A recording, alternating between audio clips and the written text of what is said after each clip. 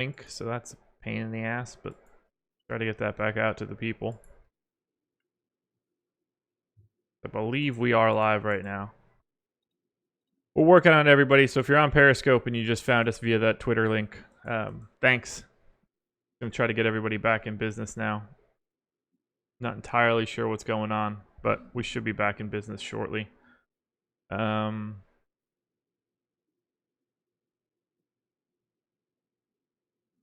Yeah, Periscope is live. YouTube and Twitch both down, which is interesting to me. Makes me feel like this isn't a Josh issue. Okay, there it is. There's the link. Just dropped it into the old YouTube chat. Not that me saying this out loud matters, because if you're in the old YouTube chat, you don't hear me. Tweeting it back out.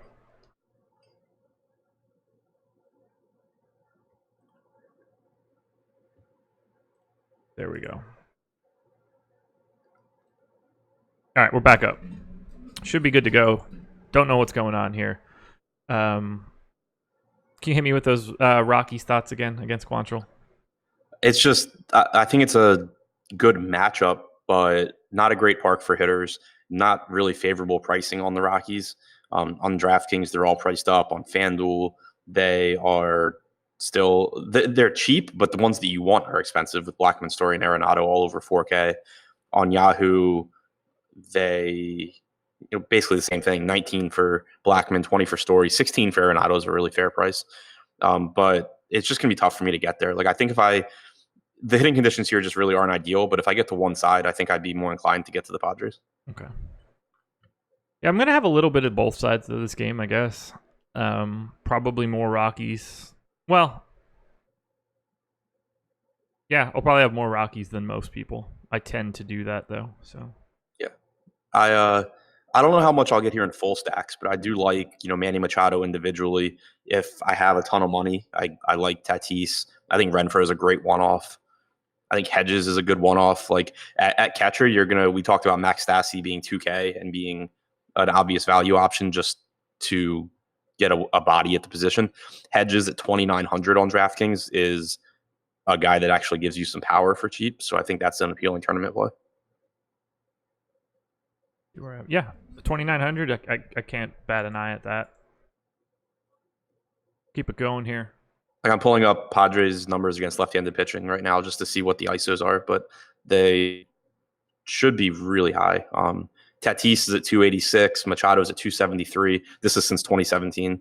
Renfroe at 332, Myers at 217. Hedges only at 143. That surprises me, but Renfroe, Machado, Tatis, Myers, Margot's at 166. Just a lot of good mini stack or one-off guys. All right, you good to move on? Yep.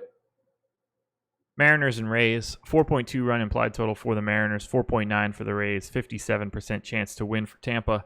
Marco Gonzalez going for the Mariners, Jalen Beeks going for the Rays. Neither guy getting any love. Do you have any preference here? Do you want Marco or Jalen? I think Beeks is interesting on Yahoo at $30, but I still prefer Smiley, but I assume Beeks will have much lower ownership. On DraftKings, I have no interest in either guy. Yeah, I will not have either guy as well. And I don't get the sense that I'm going to have much from a bats perspective here. Rays are 14th on FanDuel. That is only Jesus Aguilar. They are 8th on DraftKings. Essentially the same reasoning. He's 3,500. Meanwhile, the Mariners are one of the lowest owned teams on the entire slate. I don't have much interest in the Rays here. Talk to me about Tampa if you like them. I think that there's some good values. Aguilar, you mentioned getting ownership is a really good value. Tommy Pham's a reasonable play. So is Travis d'Arnaud. Mike Zunino's the same thing as I said about Hedges, a guy that just has massive power. Except Zunino actually does have massive power. Hedges just kind of has power for a catcher. So yeah, I don't know, not my favorite stack, but I think there are some pretty decent values there. And I expect that as a team, they probably go overlooked. Favorite Rays bat? Aguilar. Okay. I don't disagree. I'm beating that one into the ground today just for the drinkers. Yeah. I think it's Aguilar just because of that price tag. Yeah. $10 on Yahoo as well. He's cheap everywhere. Do you have a single Mariners bat that you want? Nope. Same. It's just a really unappealing game. I'm just not interested. Final game. We almost made it through this entire thing without any problems. We're going to have the final piece of this is going to be 10 minutes long. Awesemo should give out a free month to everyone who agrees to use their logo as their avatar. Imagine how much exposure that would get them. That is a terrible idea. Well, we do that if you actually win. Yeah, if you right? win, you get that free month. That is worth it, but I don't think we need any logos to let everybody know that someone finished 177th out of 200 in a single entry tournament. It's not going to get us anywhere. Yeah, you could use it, and if you finish in the top 3 of any contest that has 5,000 or more people in it, you get a free month. You can go to... I'll drop the link into chat right now for everybody. If you didn't know that this was a thing, you could rock the avatar. You check out this link, you can use our logo, and if you finish in the top 3, you get a free month. Many people have done it. Good stuff. 4.2 run implied total for the Giants, 4.3 for the Phillies. Basically a coin flip game. Tyler Beede going for the Giants. Drew Smyly going for the Phillies. 22% ownership going to Drew Smyly, 17% going to Tyler Beede. Go ahead, talk about Smyly. I'd be really surprised if he's not my highest owned pitcher on DraftKings. You should be embarrassed. 5,800 in San Francisco. The Giants aren't good. Like, it's not a great strikeout matchup, but they're not a good offense. Smyly has a 24% strikeout percentage this year. He's 5,800. He's 27 on Yahoo. The walk percentage is an issue, but the park just does so much to suppress power. And the other thing with Smyly, his numbers overall this year aren't good. He missed all of last year with an injury. He has a track record of being a pretty decent pitcher. It's not like this is just some like garbage, old retread. He's 30 years old. He's got a decent track record, and it could very well be that he's just rounding into shape now. Like over his 3 starts with Philadelphia, he has a 15.6% swinging strike percentage against Pittsburgh, 10.7 against the Giants, 11.8 against the White Sox. Chase percentage 40%, 44.3, and 36%, all really good. It just kind of looks like his stuff is playing better as well. I think that at worst, he's just a good point per dollar option because of this park and because he's like an okay pitcher. But there's also a chance that he's just a much better pitcher than this price tag. He has gotten bombed this year. Wow, he had a rough stretch in the middle of late May, early June. 2-2, 3-2, 1-3 in home runs allowed. Got dicey. I can't do it. I would rather remove him from my player pool in its entirety, even in San Francisco. Why? Like, that just feels like you're just taking like a stand because you're like just being stubborn. I mean, every sign of his pitching this season has been god awful. Has it though? I mean, I know that we're looking at the exact same thing right now. Does it not concern you that he is allowed north of 360 xWOBA to both hands and 227 or higher in xISO? Not really. I mean, the guy hasn't pitched. He didn't pitch in 2017. He didn't pitch in 2018. He threw 1 inning in A ball for the Cubs in 2018. So he's 2 years removed from pitching like in competitive baseball. And then he starts pitching in Texas. Like, I don't know, kind of what happened was exactly what I thought was going to happen.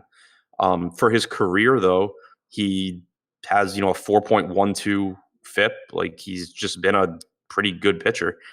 I think that there's a lot more merit to thinking that he's just going to be a pretty good pitcher going forward than there is that he suddenly became a gas can between ages 27 and 30.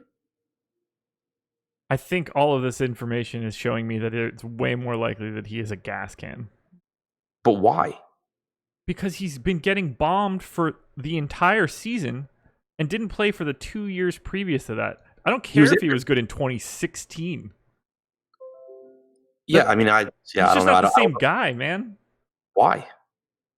So Drew Smiley, a guy that is a whatever,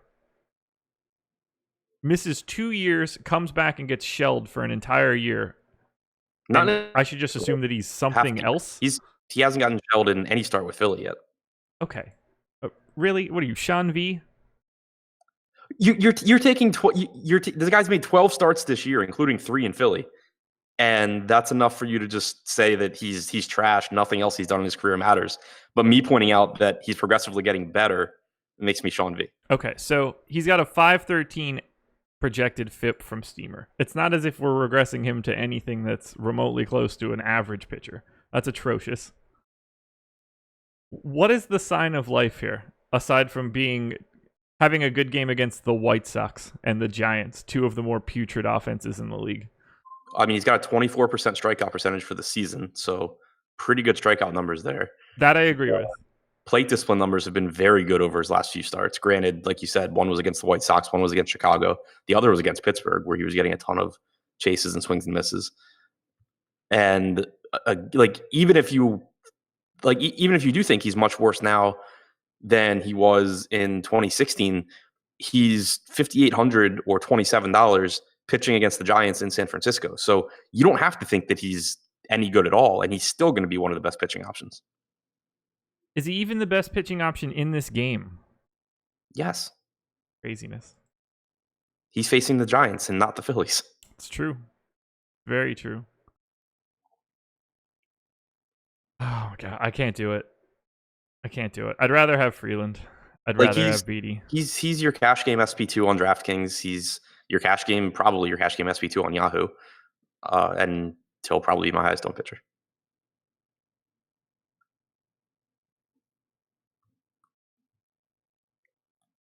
Josh goes over the field for pitchers and cores, but won't roster a cheap one in the most friendly pitcher park in baseball. You understand that those things happen because of ownership, right? I'm not just picking those guys because I think they're going to be the best plays of the day. It's because people don't play them. Smiley's being played. And that 22% number, I'm quite confident will be higher as we get closer to lock. Walk percentage over his last 3 starts, 8.7, 4.4, 5. Early in the season, didn't have a 6% until a relief appearance on June 14th. I don't know. I just think that in the right direction for him, but even if he's just not good, this is still a spot where he's much more likely to not kill you and can potentially really help you than he is to actually hurt you. I truly don't know what to do. I open up that page for Smiley, and it's just this sea of red numbers just smacking me across the face of just brutal, brutal, brutal output.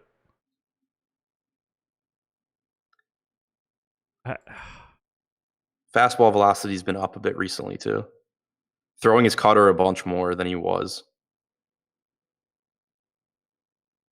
Yeah, so he's throwing less fastballs. He's throwing them harder. He's throwing his cutter a bunch more over his last few starts. And then his curveball usage has been about the same. Fastball's been hit to the tune of a 300 x ISO this season. He better find a couple miles per hour because whatever the old one was, it's not quite getting it done. He's So what allowed do you have Smiley projected? a 434 x WOBA to righties, that fastball. What do you have Smiley projected out on DraftKings? That's not important. What do you think I have him projected at? 9? No, that's Edwin Jackson. Okay. 13.8. Okay, yeah. So, I mean, so at 13.8, how are you not getting to him? Because I have other guys projected better than that at less money. I have Beatty with a higher projection. I have Freeland as a better value. Okay. I don't know. What numbers am I supposed to type in for Smiley to make him seem like a good play? If you want me to grab his stat line from 2016 when he was with whoever the hell he was with, I guess I can do that. Like, Yeah, I don't know. I don't know what to do. I think he's the easiest one to slate. 509 Sierra. Like, He's just been really, really bad this year. Can we agree that he's been really bad this year as a whole, at least, so I don't feel too crazy? Yeah, of course. I'd rather have Edwin Jackson than Drew Smyly. Would you, if the roles were reversed, would you play Edwin Jackson? No. Okay. Wait, what do you mean? So if Edwin Jackson was facing the Giants and Smiley was facing the Royals at the same prices, Yes. I'd still play Smiley. Okay. Craziness. I have Smiley like 16 and a half. Oh, man. 16. Oh, my God. Dude, that's higher than I have Wade Miley, higher than I have Brad Keller. Oh, I only have like 6 guys higher than that. I have Smiley as one of the top scorers.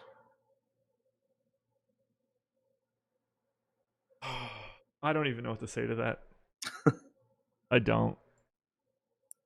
And the worst part is he's gonna go out and give up 11 hits, get a couple ground balls and shit, turn some double plays, get out of it all. It's gonna look okay because it happens in San Francisco, and then we're gonna do the same damn thing 5 days from now. He has the 10th highest strikeout percentage on the entire slate. Okay.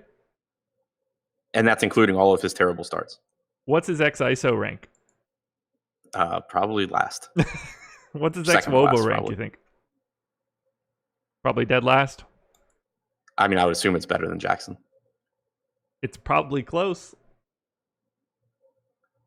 It's not even, it's 227 to righties. It's not even that bad. I mean, it's bad, but it's not like off the charts.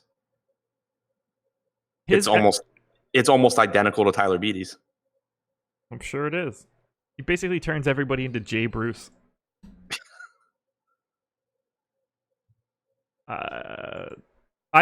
Okay, so let me be clear. I understand why he's getting played. It's the same principle as, playing a lot of pitchers in Miami. It's certainly a favorable environment. I don't need Drew Smyly when he's chalk. I don't care who he's pitching against because this guy's gotten absolutely shelled this season. Wait, you're doing what in Miami? I said that, I understand why Smiley's getting owned. It's like playing pitchers in Miami. It's just an advantageous place to play. Fade Drew Smyly. You'll thank me later. How do you feel about Giants bats? No thanks. Not even if he's getting that kind of ownership. No. I don't really disagree. They're real shitty. They're not even cheap. I mean, they're not exactly expensive. They have 3 guys over $4K. Well, yeah, but the only guys that you would want to roster are Longoria. Look, I think they suck too, man. You don't have to pitch me on this one. They're the 27th ranked team for me. Okay. So, out of 28. I got nothing. I agree with every piece of whatever you're going to say about the Giants bats. How do you feel about the Phillies, though, against Beatty? No ownership. I mean, Harper, Dickerson, whatever. The hitters are fine, but I just hate the park. Yeah, I agree. I'll have a little bit just because, especially if Beatty's going to get 15 to 20% ownership. I like the idea of having a little bit, but it's not a great spot. Yeah, I mean, I like the idea of getting to some Beatty, too. I just think Smiley's the better option, especially right now because we haven't projected similarly in ownership. But yeah, I mean, it's just it's August 9th and it's 60 degrees.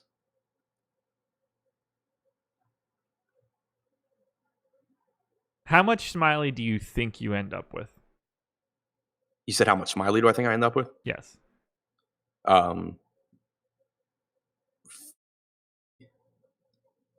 You cut out there. I don't think the world was supposed to hear whatever you just said. 40 to 50 probably. God. Well, you're drinking one way or the other tonight. That's all I got. 14 games up, 14 games down. With just the worst Drew Smyly takes in the world being saved for the end. It's like the stream knew it was coming and tried to get out of there, but we had to come back and save it. I got nothing left. Do you have any other takes on the rest of this slate? No. Okay. Hit the like button, subscribe to the channel, check out Yahoo, our presenting sponsor. I will drop the link into chat one last time for Emacs Yahoo specific strategy article. You can get some information on signing up there using the promo code AWESEMO, which will get you up to $30 in Yahoo Sports rewards points. Again, the Awesemo Odds betting show will be on in about a half hour with Ben and Jason. Yahoo Strategy Show with just Jake and Alex coming up at 1 p.m. Deeper dive from 4:45 to 6 with Adam and Laffy, and then live before lock, Jake and Spags closing out your work week. That's it. Last chance. Anything else? Don't listen to Josh on Drew Smiley. There you go. Don't listen to Adam on Drew Smiley. We'll talk to you again later. Adios.